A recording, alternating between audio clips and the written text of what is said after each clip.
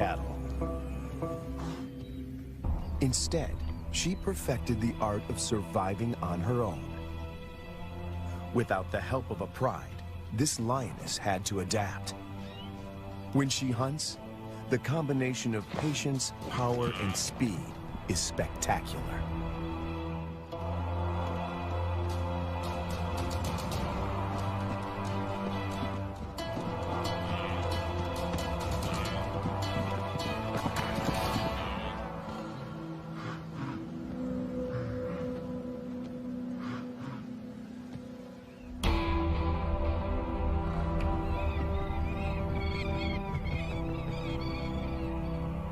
This female is about 6 years old when she steps into the viewfinder of Herbert Brouwer, a wildlife cameraman.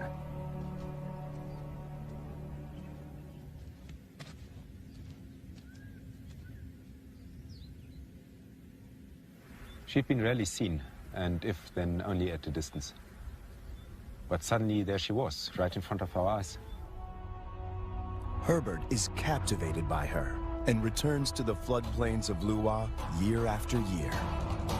It comprises 3,600 square kilometers and borders Angola in the west. The bank of the Zambezi floodplain marks the eastern boundary of the park. People living here tell Herbert that the lioness has been alone for many years. They call her Lady Luar.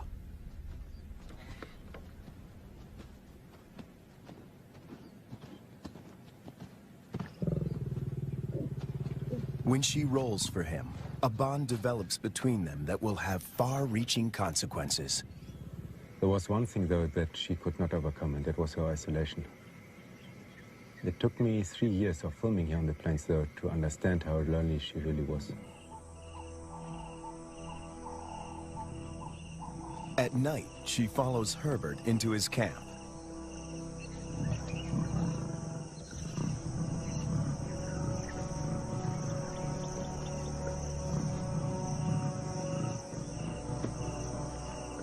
He would never expose himself to wild lions on foot, but he instinctively knows that she means him no harm.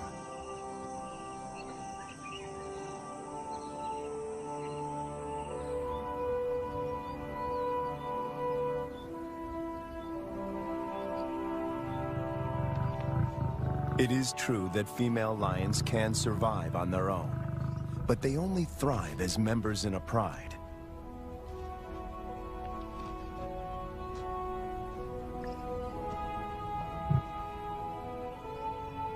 Is it possible to find Lady a mate? And could they produce cubs and form a new pride? These are the burning questions facing Herbert and experts at African parks.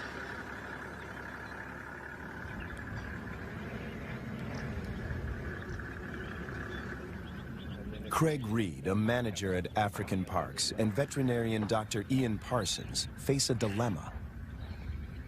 Reintroducing a full pride of lions into Luar could cause havoc. If one cow is killed or one person attacked, the local population would be up in arms. If they find her a mate, she will hopefully teach him and their cubs to stay away from cattle and people. The project is even more viable if she can transfer her impressive hunting skills. It takes 4 years of detailed planning to get the project off the ground. Lady is now collared to keep track of her movement.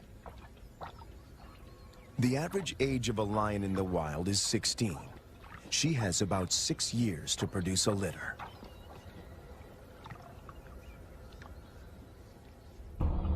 To find a mate for Lady, the team goes to neighboring Kafue National Park.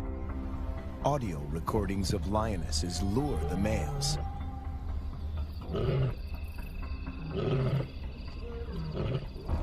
Wildlife vet Dr. Ian Parsons darts 2 males. As a coalition, they stand a better chance to survive the trauma of a translocation. The big question on everyone's mind is whether these two males will bond with Lady.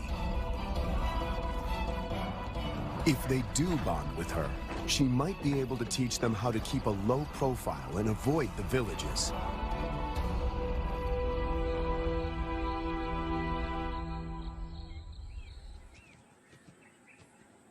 The two lions wake up in an enclosure, or a boma, right in the middle of Lady's core territory.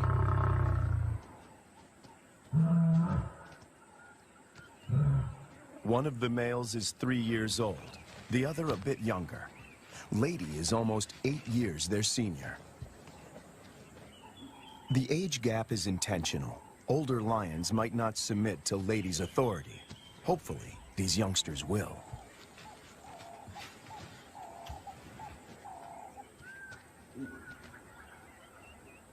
This is the first time in years that Lady has set eyes on her own kind.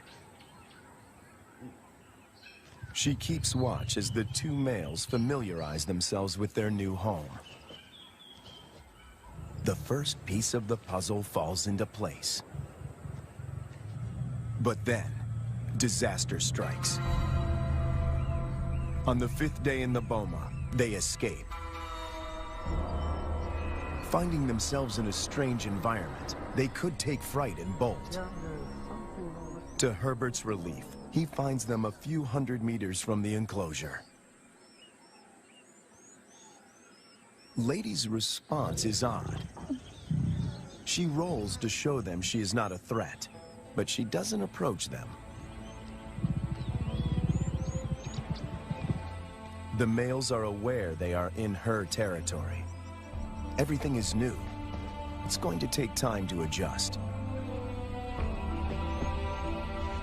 Before she leaves, Lady marks the territory with her urine. It's a strong message. She's the landowner. They are the squatters.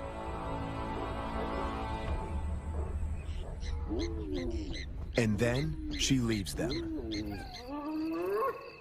The presence of two new lions in Luar has a huge impact on the local residents. It's not only villagers that are now at risk. The arrival of the two lions jeopardizes the hyena's position of power.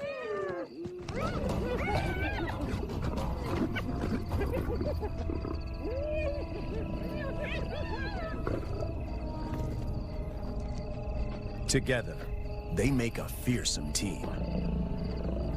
Only the younger of the two wears a collar, as they are almost never apart. The acid test is to see whether they will mate with Lady or leave her to seek other females. It's a precarious start, but the journey has begun.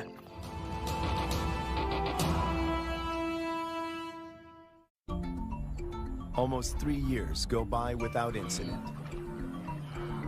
It's November, the beginning of the rainy season. Thousands of wildebeest pour into Lady's territory.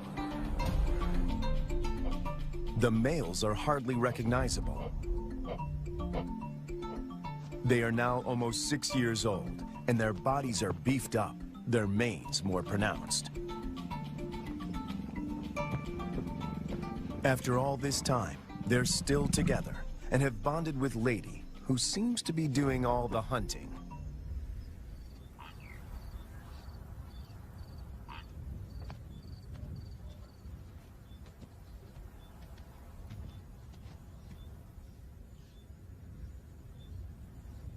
She targets wildebeest, almost twice her size.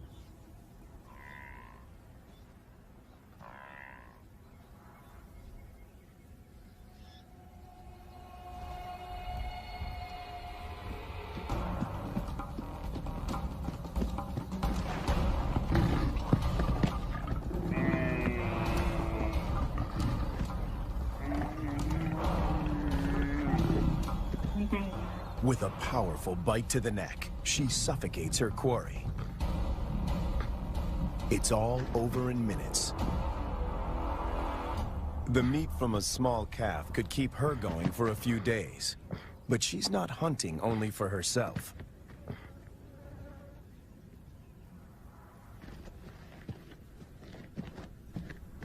As the most experienced hunter in this trio, she is happy to share her kill.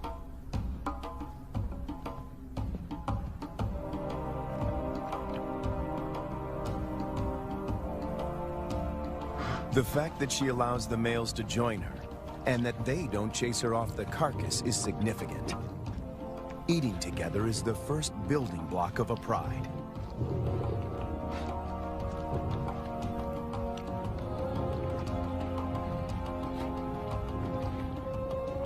Her reward is companionship. The males get the lion's share of her kill. They gorge themselves and can eat up to a quarter of their own weight in one sitting.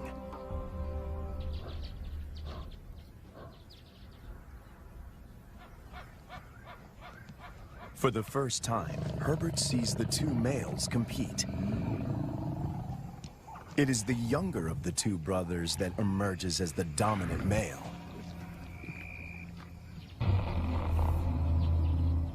He's the one that follows her when she's in estrus.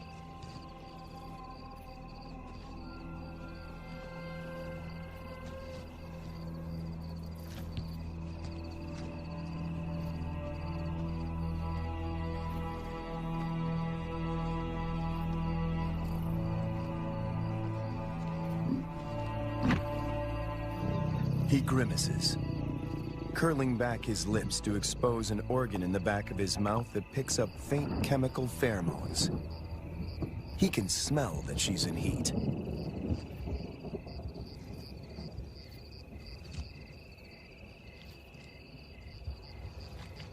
It's the dance Herbert has been waiting to film for years.